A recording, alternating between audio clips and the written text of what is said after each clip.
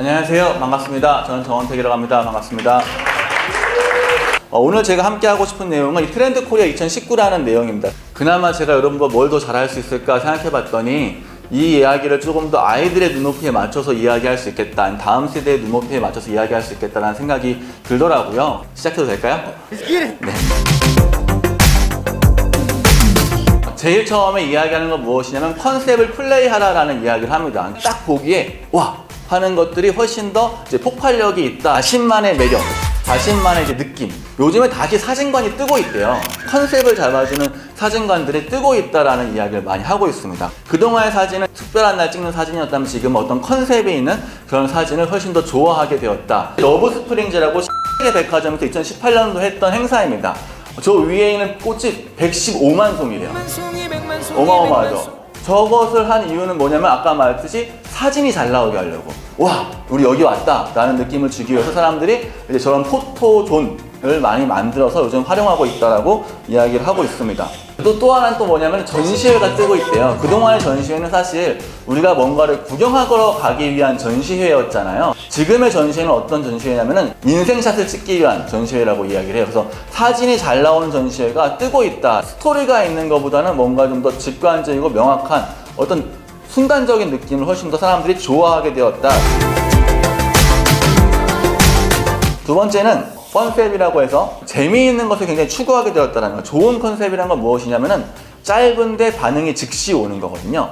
짧고 반응이 즉시 오려면 재미있는 게 가장 중요합니다. 언어유희나 줄임말이나 짤이나 드립 같은 것들을 많이 이제 사용한다. 예전에는 은어, 비속어처럼 사용했다면 이제는 공영방송이나 그런 데서 상품명으로도 많이 사용하고 있다고 합니다. 에 나온 메뉴 이름인데요. 머쓱한 느낌을 좀 더 주기 위해서 티렉스 버거, 롱치즈 스틱 이름으로 장난을 치는 식으로 많이 이야기를 하고 있고요. 이거 무슨 뜻인지 아십니까? 이거래야 할 반박불가라는 뜻인데 아래 거는 이건 진짜다, 이제 아무도 반박할 수 없다, 뭐 그런 뜻이고요. 위에 거는 인정, 인정이라는 뜻입니다. 그래서 인정하냐, 괜찮냐 이런, 이걸 상품명으로도 이제 딱 쓰고 있다라는 거예요. 이제는 조금 더 가볍고 쉽고 재밌고 즐겁게 받아들이고 있다라고 이해할 수 있습니다. 웹소설이나 웹드라마, 웹예능 같은 것이 훨씬 뜨고 있습니다. 런닝타임이 보통 9에서 12분 정도 된다고 하더라고요. 웹드라마나 웹예능의 가장 좋은 점은 뭐냐면은 중간에 봐도 무슨 내용인지 안다는 거예요. 아, 거기서부터 시작해도 지금 이게 어느 상황이구나 라는 것이 쉽게 이해되고 바로바로 이제 반응을 받을 수 있게끔 이제 편집을 했다. 러프탑이라는 것입니다. 대충 하는 거예요. 뭐든지 대충. 특별한 케이스로 곤지암이라는 영화 있어요. 혹시 보셨는지 모르겠지만 11억 원이 든 저예산 영화거든요. 스타 배우도 없어요. 근데 이 영화가 공포영화 순위 역대 2위를 차지했습니다. 267만 명이 봤고요. 사실 대부분의 공포영화는 어떤 느낌이 있었냐면은 그동안은 왜 이 귀신이 살아있었어야만 했는지에 대한 이야기가 있었어요. 근데 지금은 그런 게 필요 없다는 거예요.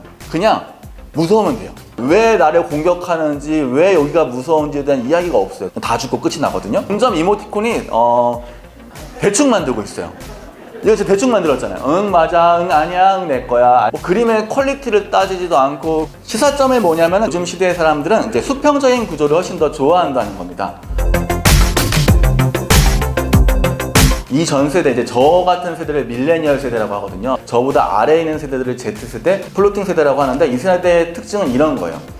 영향 매체가 TV에서 유튜브로 바뀌었고요. 유튜브 크리에이터가 가장 원하는 선망 직종이 되었고요. 이 친구들은 평생 17개의 직장과 5개의 직업을 갖게 될 것이고 15번 정도의 거주지로 옮기게 될 것이에요. 인생 자체가 유목민같이 사는 거죠. 여행을 갈 때도 컨셉을 중요하게 여깁니다. 모녀 여행이라든지 인기 셰프와 함께 미슐랭 투어를 한다든지 모두가 행복한 거 말고요. 몇 사람이 행복한 것들을 찾아서 만들어내고 있다는 겁니다. 정밀한 컨셉팅이 굉장히 중요한 시대를 살아가고 있고요. 좀 더 이제 같이 자세하게 보고 싶은 건 바로 이 부분입니다. 감정 대리라는 거고요. 요즘에 뜨고 있는 페이스북 페이지가 뭐냐면은 대신 뭐뭐 해주는 페이지예요. 대신 욕해주는 페이지, 대신 찌질한 페이지, 대신 화내주는 페이지, 이런 것을 통해서 생생한 경험들을 자기가 하는 말인 것처럼 이렇게 하는 거예요. 댓글이 막 달리잖아요. 이 사람들한테 가장 큰 칭찬은 뭐냐면은 내 글인 줄 이거예요. 이 말이 내 마음을 완벽하게 공감하게 만들었다는 거예요. 감정의 외주화라고도 많이 이야기를 하더라고요. 예전에는 여자분들이 감정이 상하면 어떤 일을 했는지 아세요? 머리를 잘랐어요. 근데 지금은 어떤 일을 벌이냐면 카톡 푸사를 바꿔요. 그리고 또 좀 뜨는 것이 이제 네온사인 감성 글귀라는 거 제가 몇 가지 잡고 왔는데 뭐 이런 거예요. 그냥 막 공감되는 거, 막 그냥 막 공감되는 거, 막 뭐 의미도 없고 뜻도 없고 막 이런 거요. 이런 거 너무 재밌잖아요. 복잡한 감정을 풀어주는 책들이 뜨고 있대요. 죽고 싶지만 떡볶이는 먹고 싶어 이런 거죠. 죽고 싶지 않다는 얘기죠. 떡볶이가 먹고 싶다는 얘기예요. 혼자 있고 싶은데 외로운 건 싫어. 어쩌라는 얘기죠. 뭐 이런 것들이요. 또 재밌는 게 뭐냐면 사람들이 요즘에는 어떤 기사를 보잖아요. 기사보다 댓글을 더 많이 본대요. 왜냐하면 기사가 너무 어려운 거예요. 네스트로비치라는 사람이 탈감정사회라는 책에서 이런 것들을 감정의 맥도날드화라고 이야기를 했어요. 감정이라는 것을 굉장히 편하고 쉽게 먹기 좋은 크기로 만들었다라는 이야기를 하고 있는 거예요. 이렇게 되면 문제가 뭐냐면 우리가 부정적인 감정을 해소할 방법이 점점 더 없어지는 거예요.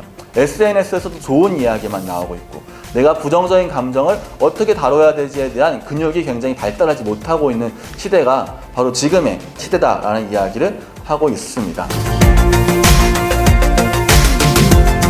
마지막으로 보고 싶은 거는 이 밀레니얼 가족이라는 건데요. 밀레니얼 세대는 1980년대 초반부터 2000년 사이에 태어난 세대를 이야기하고요. 지금 20대에서 30대 후반까지 나이대이고요.